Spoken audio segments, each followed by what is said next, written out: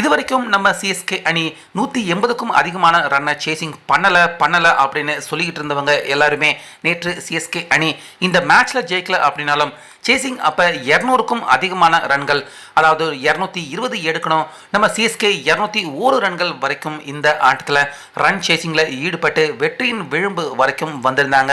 இப்படி இருக்க 17வது ஓவரில் எம்எஸ் தோனி அவருக்கு எதிராக பஞ்சாப் அணி அவங்க செஞ்ச ஒரு படு மோசமான செய்கை சிஎஸ்கே அணி இந்த மேட்ச்ல தோல்வி அடைகிறதுக்கு ரொம்ப பெரிய அளவில் முக்கியமான காரணமாக இருந்திருக்கு.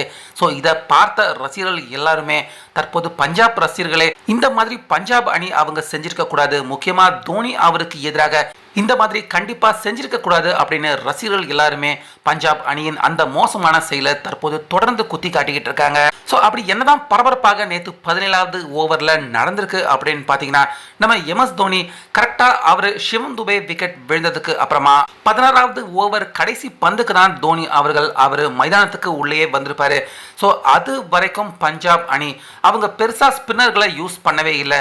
முழுக்க யாரெல்லாம் வேகப்பந்து வீச்சாளர்களா இருக்காங்களோ அவங்க எல்லாரையுமே கூட்டிட்டு வந்து பந்து போட வச்சாங்களே தவிர ஸ்பின்னர்களை பெருசா பயன்படுத்தவே இல்லை. ஒரே ஒரு ஓவர் மேக்ஸ்வெல் அவர் மட்டும் பவர் பிளேக்கு உள்ள போட்டாரு.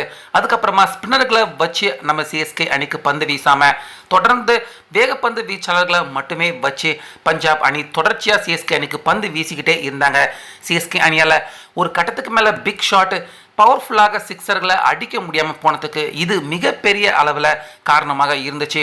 ஆனால் தோனி அவர் உள்ள வந்ததுக்கு அப்புறமா அடுத்த ஓவரே அது வரைக்கும் போலிங்கான வாய்ப்பு தராமல் இருந்த யுவேந்திர செஹல் அவரை தோனிக்கு எதிராக பந்து வீசுறதுக்காக ஸ்ரேஷ் ஐயர் பஞ்சாப் அணி அவங்க உள்ள கொண்டு வந்தாங்க. ஸோ இந்த மூவ் ஸ்ரேஷ் ஐயர் அவருடைய புத்திசாலித்தனமான ஒரு மூவாக பார்க்கப்பட்டாலும் அது வரைக்கும் யுவேந்திர செஹல் அவர் போலிங்கான வாய்ப்புக்காக காத்துக்கிட்டு இருந்தாரு.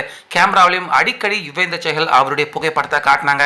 யுவேந்திர செஹல் எவ்வளவு பெரிய ஒரு நல்ல போலர், ஸ்பின் போலர் தெரியும், ஆனா அவருக்கு வாய்ப்பு தராம ஒதுக்கி வச்சுட்டு அதுக்கப்புறமா தோனி உள்ள வந்த உடனே ஸ்ரேஷ் ஐயர் யுவேந்திர செஹல் அவருக்கு உடனடியாக போலிங் கொடுத்தது அந்த இடத்துல யுவேந்திர செஹல் அவர் மேல இருக்கிற நம்பிக்கையை மிகப்பெரிய அளவுல குறைக்கும் விதமாகவும் ஸ்ரேஷ் ஐயர் அவருடைய மோசமான செயல் இது அப்படின்னு பஞ்சாப் ரசிகர்களை ஸ்ரேஷ் ஐயரை திட்டிக்கிட்டு இருக்காங்க. அதே போல இதுவரைக்கும் ஸ்பின் போடாம இருந்துட்டு தோனி வந்த உடனே இப்படி யுவேந்திர செஹலை கொண்டு வராரு அப்படின்னு சிஎஸ்கே ரசிகர்களும் தற்போது இந்த ஆங்கிள் இருந்து பஞ்சாப் அணியை திட்ட ஆரம்பிச்சிருக்காங்க. அதே போல பஞ்சாப் ரசிகர்கள் இவ்வளவு நேரமா யுவேந்திர செஹலுக்கு வாய்ப்பு தராம இப்ப தரானே அப்படின்னு அந்த ஆங்கிள் இருந்தும் பஞ்சாப் ரசிகர்கள் ஸ்ரேஷ் ஐயரை கடுமையாக திட்ட ஆரம்பிச்சிருக்காங்க. ஸோ அந்த ஓவரில் நம்ம சிஎஸ்கே பெருசா ஸ்கோர் பண்ண முடியல. இந்த மேட்ச் தோல்வி அடையறதுக்கு ஒரு வகையில் அந்த ஓவரும் ஒரு வகையில் நிச்சயமாக காரணமாக இருந்திருக்கும். ஏன்னா எந்த ஒரு சிக்ஸரும் பவுண்டரிகளும் வரல. ஆனாலுமே தோனி வந்த உடனே பஞ்சாப் அணி அது வரைக்கும் செய்யாம இருந்து செஞ்ச அந்த விஷயத்தை பார்த்து ரசிகர்கள் எல்லாருமே பஞ்சாப் அணி மேல கொஞ்சம் கடுமையாக கோபமாக தான் இருக்காங்க.